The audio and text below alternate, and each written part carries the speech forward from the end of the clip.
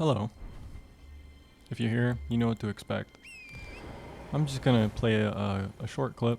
I'm gonna talk about it, and it's kind of an extension, a further explanation, with an example of what I was kind of talking about. Whenever I talk about slavery and how school literally trains you to be a good worker bee and whatnot. It I'm just gonna play the clip. Other leader talk, and they want. My theory is what she just said about like job recruiter, this, like all these different. I mean, well, this is also another thing. The job market is fucked, basically, and what the guy is saying is crazy as well. Like, it's been going on for like at least 4 years, but I'm just gonna point something out. Hopefully it'll be clear. To like interview you to get a job, it's literally almost as if it's like to give somebody a job. Gonna make sense. Hold on, it gets better. I ain't gonna lie, this job market is trash, dog. Like last night, I was really stressing. Like that joint was really getting under my skin. How just I feel like they's playing with us. Y'all not really hiring nobody. Y'all just had that junk on the website just to show, just to be like, yeah, we're doing it. I don't know if y'all getting paid doing that or something like that. Y'all get endorsements, but y'all not hiring nobody, bro. Stop doing this to us, bro. We want jobs, bro. Okay, I agree with that, dude. Cause I'm someone. There are businesses that holy shit. There are businesses that post fake jobs with no intent to hire. They do it again with personal information from the general public so they can turn around and sell that info to other companies for profit. Plus, a lot of companies use algorithms to sift through all the applicants on only choosing ones that meet a strict criteria. Basically, they're just taking the cream off the top, and using their applicant base to see who is actually applying so that they can start to filter everyone out except for the cream of the literal crop. So there's that. But I was also talking about, I'm just going to let him finish. He's going to Who works a lot, and I'm like, I feel like I'm kind of programmed like a lot of you to just like work. I'm not doing enough. Okay, keep that in mind, right? Keep that in mind. And this is not a debated thing, by the way. This is not a debated thing. Hold on a minute. Let's see if there's this might be a good one. When I started studying DNA, that took me into a whole DNA study. I discovered this scientist called George Church, and he knows that DNA can upload and download information. Whoa. So now they said, It's called epigenetics, by the way. okay, well, how much data can be stored on one drop? Over 433 petabytes of data. A petabyte is 1,000 terabytes. Now they discovered recently on That's a million gigabytes. holmium atoms, scientists have now written information, data onto an individual holmium atom. And they discovered that we can store information they can read write directly onto the surface of an actual Which is called quantum computing, by the way. atom. Oh my. Because instead of just the electron rather, which is what electronics, hence the name electronics, they use electronics to compute information.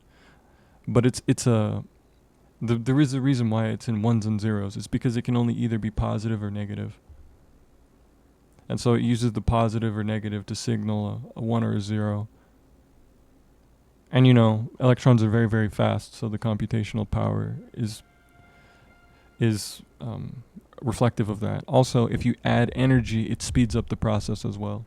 But then what he's describing is essentially quantum computing, or the true capabilities of quantum computing. You have the technology we have now, that sort of thing, but they're using spin up and spin down of particles. But if they actually use the atom in this particular way, and then fuse it with their understanding of quantum computing, it will just be insane. But Now, think let me get that. This is the next part. about about that for a second. So they're saying that a human body can store 13.5 billion years or roughly of data, which is roughly around the time they believe the universe probably exists. So that myth of Adapa text could be accurate. The secrets of the universe is probably encoded into our body because we're just recycled atoms. Okay, that wasn't the one. There's one where he was talking about junk DNA and how there's certain genes that we have in our, and it's like a proven fact. It is a proven fact. We have genes that they call junk DNA that we know it's just, now it's either stuff that we don't have access to or stuff that is basically lying dormant and can be activated or deactivated at any given time. And there is something called a worship gene in there. And I'd say it wouldn't be as far of a stretch, because this is what I'm saying. This guy is saying it. He's saying it, but he doesn't know what he's saying. Like, he literally doesn't actually know what he's saying, but he is saying it. He's saying that basically that not only is there a genetic component, but I had described he had said it in a previous video, and I had said it in a previous video as well, that school system is an indoctrination machine, more or less, that is setting you up specifically to be a good worker bee and not necessarily anything else. It's not really for education. It's for indoctrination and training you to be, just conditioning you to be a certain way.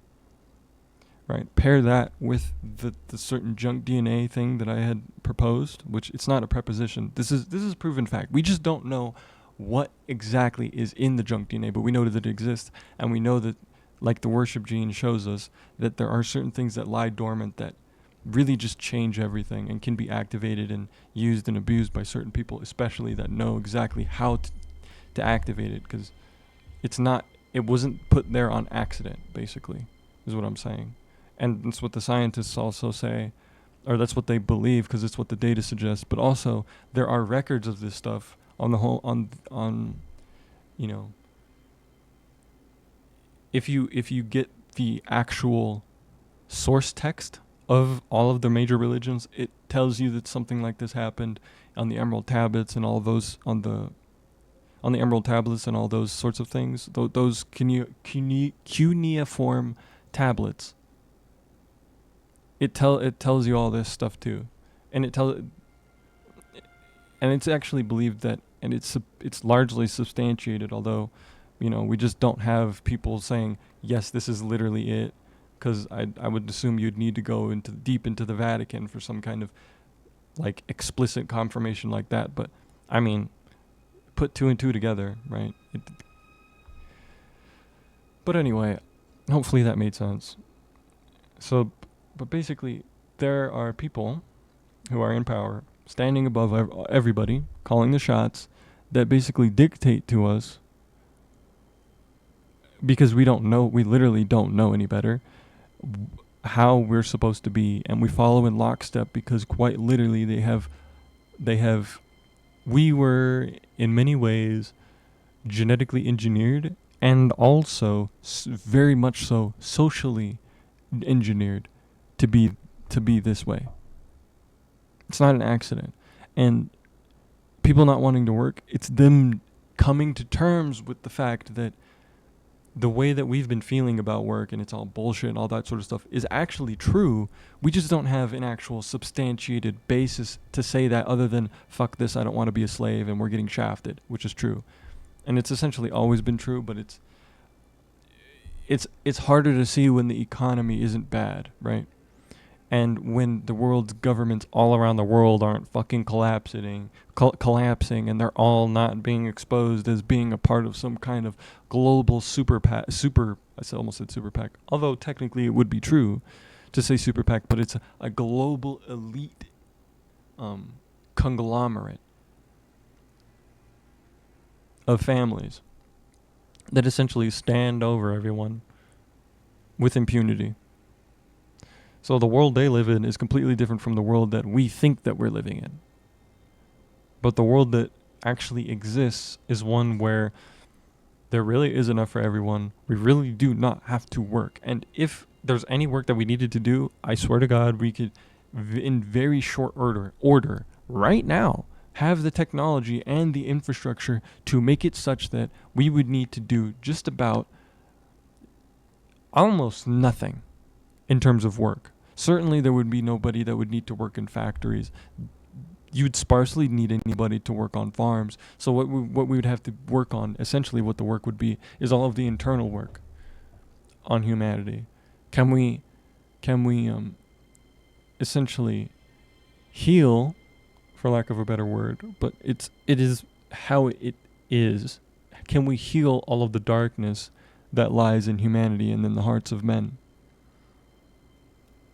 You know, instead of just imprisoning people and trying to condition them to be different, because real change is organic and comes from within, and there's nothing you need to get anybody to do to get them to change. In fact, you try like compelling change in this way, like imprisoning people. Although the only reason why you would imprison somebody, I think necessarily should be, is if they pose an actual threat to people around them. Like people who are just dangerous to not be in confinement. That's who should be imprisoned. Most things that people are in prison for is literally some bullshit.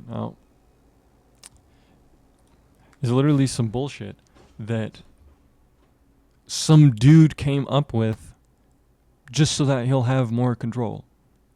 Really. Or that it makes them money. That's what it is. That's just what it is.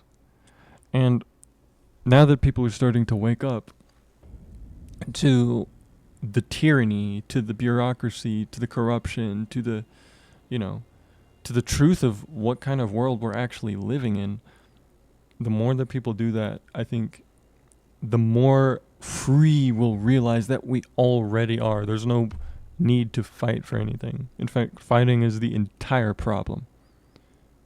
Seeing us versus them is the entire problem. Because it's very cut and dry. There's people at the top that are just ruining the world at their own satisfaction and to their own betterment, so to speak. Because we're all in the same boat, but these idiots literally are just treating everybody like they're slaves. But the second people see, they're not going to stand for it.